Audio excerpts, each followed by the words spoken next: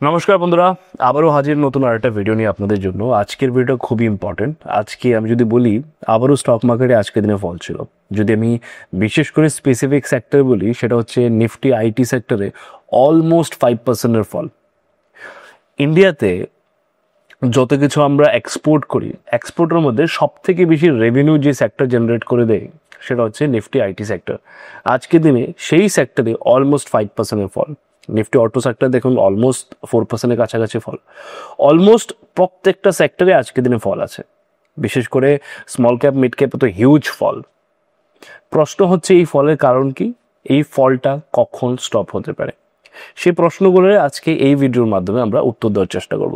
সবার আগে আমরা জেনে নিই যে আজকের দিনে এই যে ফল আসছে, নিফটি হোক, ব্যাংক নিফটি হোক, আইটি সেক্টর হোক, মিডিয়া সেক্টর হোক। মিডিয়া সেক্টর তো মানে লাস্ট কিছুদিন ধরেই ফল করে যাচ্ছে, আপনারা দেখেছেন হয়তো, খুবই এগ্রেসিভলি। ইভেন অন্যান্য সেক্টরগুলোর চেষ্টা করছে বাউন্স ব্যাক করা, কিন্তু মিডিয়া সেক্টর বাউন্স ব্যাক করারও চেষ্টা করছে না।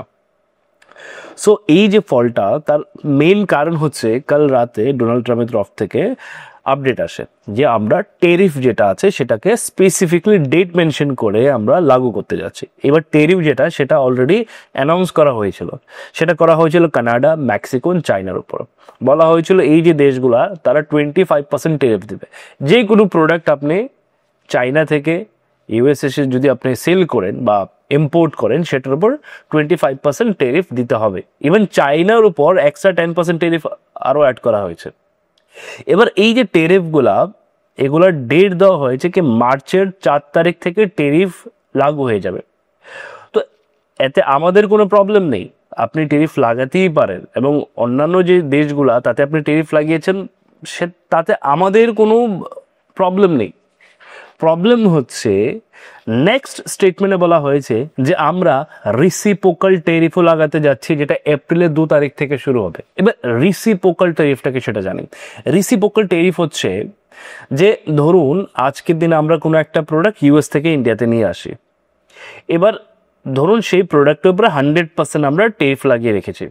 তার মানে একটা প্রোডাক্ট যেটার দাম 1 লাখ টাকা, ইন্ডিয়াতে যখন আসবে সেটার দাম হয়ে যাবে 2 লাখ টাকা। যেটা আজকের দিনে অটো সেক্টর হচ্ছে, যে গাড়িগুলো আপনি দেখতে পাচ্ছেন যেগুলো বাইরে থেকে আসে, যদি কেউ বাইরে থেকে গাড়ি পারচেস করে, তাহলে সেই গাড়ির উপরে, সেই গাড়ির দাম যদি 1 লাখ টাকা হয়, তাকে 2 লাখ টাকা দিতে হয়।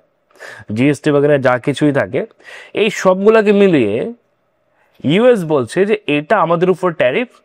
রেসিপ্রোকাল ট্যারিফ মানে হচ্ছে যে যেই দেশ আমার উপর যতটা ট্যারিফ লাগাবে, আমিও এক্স্যাক্টলি সেই পরিমাণ ট্যারিফ লাগাবো সেই দেশের উপরে, যেটা এতদিন ছিল না। এবার রেসিপ্রোকাল ট্যারিফ যদি হয়, সেটা আলটিমেটলি আমাদের জন্য ব্যাড নিউজ। এবার স্পেসিফিক কিছু বলা হয়নি যে কোন সেক্টরে রেসিপ্রোকাল ট্যারিফটা বেশি হবে বা কম হবে, এবং কোনো স্পেসিফিক ডাইরেকশনে বলা হয়নি। এবার রেসিপ্রোকাল ট্যারিফ যখন বলা হয়, সেখানে ইন্ডিয়াও আসে, যে আদার কান্ট্রিতে তো লাগাবেই ওরা, ইন্ডিয়াতেও রেসিপ্রোকাল ট্যারিফ লাগাবে। তাহলে Pharma sector, auto sector, IT sector, এই সেক্টরগুলোতে আমরা প্রেশার দেখতে পারি। এই হচ্ছে মেইন কারণ, যে কারণে আজকের দিন আপনি যদি দেখবেন যে অলমোস্ট অটো সেক্টর ফলই করে যাচ্ছে। আমি অটো সেক্টরের ইন্ডেক্স লাগিয়ে দিচ্ছি, আপনি দেখুন।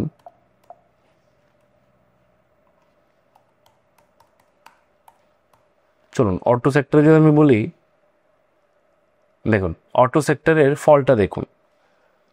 প্রশ্ন হচ্ছে এই যে ফলটা, এটা কি কন্টিনিউ হতে পারে? আমরা তো জানলাম যে ফল কেন হচ্ছে, এটা কি কন্টিনিউ হতে পারে? এবার দেখুন, এখন অব্দি যেহেতু স্পেসিফিক বলা হয়নি যে কোন সেক্টরে কতটা টেরিফ যাবে, বাট আমরা জানি যে আমরা ম্যাক্সিমাম বাইরে থেকে ইম্পোর্ট করি, এক্সপোর্টও করি। তো যেহেতু স্পেসিফিকলি বলা হয়নি, এই কারণে মার্কেট এখনো রিয়্যাক্ট করতে পারেনি যে আমরা স্পেসিফিকলি কোন সেক্টরে রিয়্যাক্ট করব, স্পেসিফিকলি কোন সেক্টরে প্রেশার বেশি আসবে। এবার যখন টেরিফ বাড়ে, তাতে কি হয় দেখুন। যখন টেরিফ বাড়ে, ধরুন কোনো একটা প্রোডাক্ট 1 লাখ টাকার, আমি এটাকে ইউএসএ পাঠালাম। এবার সেই প্রোডাক্টটা ইউএসএ যখন যাবে, 2 লাখ টাকা হয়ে যাবে। এবার সেই প্রোডাক্টটা লোকালও ম্যানুফ্যাকচার আছে, কিছু লোকাল ম্যানুফ্যাকচার সেই প্রোডাক্টও ম্যানুফ্যাকচার সেটা বানাচ্ছে। তো তাতে কি হবে যে ইন্ডিয়ান প্রোডাক্ট যেটা আগে ও 1 লাখ টাকাতে পেতো, এখন সেটা 2 লাখ টাকা হয়ে গেছে। তো ও প্রেফারেন্স দেবে লোকাল প্রোডাক্টটা। তাতে কি হবে, তাতে ইন্ডিয়ান যে প্রোডাক্টগুলো, সেগুলোর ডিমান্ড কমে যাবে। তো এতে কি হবে, ইন্ডিয়ান কোম্পানিগুলার লস হবে, ওদের যে কোয়ার্টার রেজাল্ট আসবে সেটা লস হবে। তো এই এই এক্সপেকটেশনেই মার্কেট ফল করে যাচ্ছে লাগাতার। আপনি দেখবেন এখন আজকের দিনে দাঁড়িয়ে এটা বলা যে স্টক মার্কেট কোথায় গিয়ে দাঁড়াবে সেটা খুবই মুশকিল, সেটা স্পেসিফিকলি বলা নেক্সট টু ইম্পসিবল হয়ে গেছে, কারণ রোজ এফআইআই সেল করছে, রোজ, এবং রোজ কোথাও না কোথাও কোনো না কোনো একটা নিউজ আসছে। ইভেন সবচেয়ে ইম্পর্টেন্ট বিষয় হচ্ছে মার্কেট পুল ব্যাকই নিচ্ছে না। যখনই ফল করে, ফলের ডেফিনেশন কী হয় যে একটু ফল করবে, পুল ব্যাক নেবে, দেন আবার ফল করবে। স্টক মার্কেটে আজকের দিনে দাঁড়িয়ে পুল ব্যাকের কোনো লাস্ট কিছুদিনের কোনো সাইনই নেই। সো এই জিনিসটাই আজকের দিনে মার্কেটের এই পরিস্থিতি ক্রিয়েট করেছে, ভয় ক্রিয়েট করেছে। আজকের দিনে দাঁড়িয়ে অনেক রিটেল ট্রেডার স্টক মার্কেট ছেড়ে দেবে, কারণ হচ্ছে ও বুঝতেই পারবে না যে নেক্সট কী করতে হবে। যারা ফ্রেশার, যারা স্টক মার্কেটে নতুন এসছে, ওদের অবস্থা খুবই খারাপ আজকের দিনে দাঁড়িয়ে। সো এই যে প্রেশারটা, এটা মার্চেও থাকতে পারে। লাগাতার 5 মান্থ ধরে ইন্ডিয়ান স্টক মার্কেট, বিশেষ করে নিফটি ফল করে যাচ্ছে, সেন্সেক্স ফল করে যাচ্ছে। এবার এই যে ফল এক্সপেক্ট ছিল যে মার্চে হয়তো আমরা একটা ভালো মোমেন্টাম এক্সপেক্ট করতে পারি, বাট যেহেতু এপ্রিলের 2 তারিখে টেরিফ আবার লাগানো হবে, স্পেসিফিকলি বলা হয়নি যে মেটালে লাগাচ্ছে বা কোন সেক্টরে লাগাচ্ছে। স্বাভাবিক মার্কেটে কোনো আইডিয়া করতে পারছেন যে কোন সেক্টরে টেরিফটা লাগাতে পারে। তো মার্চেও মার্কেটে প্রেশার থাকবে। মার্কেট আজকের দিনে সেটা বুঝিয়ে দিয়েছে যে মার্কেট ক্লিয়ার আরও সেলের জন্য, যে আরও সেল অফ আমরা করতে পারি। বাট আমি যদি বলি আদার সেক্টর, যেটা আমি আজকে সকালে বলেছিলাম টেলিগ্রাম চ্যানেলে, যে আমি স্মল ক্যাপ মিড ক্যাপে বুলিশ, কারণ small cap mid cap oversold হয়ে গেছে, সেখান থেকে বাউন্স ব্যাক আসার চান্সেসটাই ম্যাক্সিমাম। কিন্তু যদি গ্লোবাল মার্কেটে প্রেশার থাকে, তার ইম্প্যাক্ট ইন্ডিয়ান মার্কেটও হবে, এবং ইন্ডিয়ান মার্কেটের যে লিডিং ইন্ডেক্সগুলা, সেগুলো যদি প্রেশারে থাকে, সেগুলো যদি রেড থাকে, নেগেটিভ থাকে, তাহলে স্মল ক্যাপ হোক মিড ক্যাপ হোক, তাতেও প্রেশার থাকবে।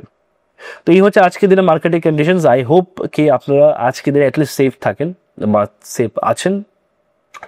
অ্যান্ড যেই হবে যে আপডেট আসবে নেক্সট কিছু দিনে, আমি চেষ্টা করবো আপনাদেরকে টাইমলি আপডেট দেওয়ার জন্য। But as of now cautious থাকুন, নেক্সট কী হতে পারে আমরা কেউই জানি না। বাট নো ডাউট মার্চ সিরিজও আমাদের নেগেটিভে যেতে পারে। মার্চ সিরিজও আমাদের যতক্ষণ না মার্কেটে ক্লিয়ার ইন্ডিকেশন আসছে, ততক্ষণ মনে হয় না যে মার্কেটে ক্লিয়ার কোনো ডাইরেকশন আমরা পাবো। বাট আজকের দিনে জিডিপি ডাটা আসার কথা, যেটা লাস্ট টাইম ছিল 5.4-এর কাছাকাছি, আমরা এক্সপেক্ট করছি 6.4-এর কাছাকাছি। যদি হয় তাহলে মার্কেটে এটা বাউন্স ব্যাক আসতে পারে। তাছাড়া আজকের দিনে আরবিআই সুইপও হবে। সো আরবিআই সুইপের একটা পজিটিভ ইম্প্যাক্ট আমরা এক্সপেক্ট করতে পারি, কারণ $10 বিলিয়ন সুইপ হবে। নাও লেটস সি যেটা হবে, উইল আপডেট। অ্যান্ড আশা করবো আপনারা সেফ থাকবেন। যদি চ্যানেলে নতুন থাকেন, সবাইকে চ্যানেলটা সাবস্ক্রাইব করুন, আপনাদের বন্ধুদের সাথে শেয়ার করুন, এবং কমেন্টে নিশ্চয়ই জানাবেন ভিডিওটা আপনার কেমন লাগলো।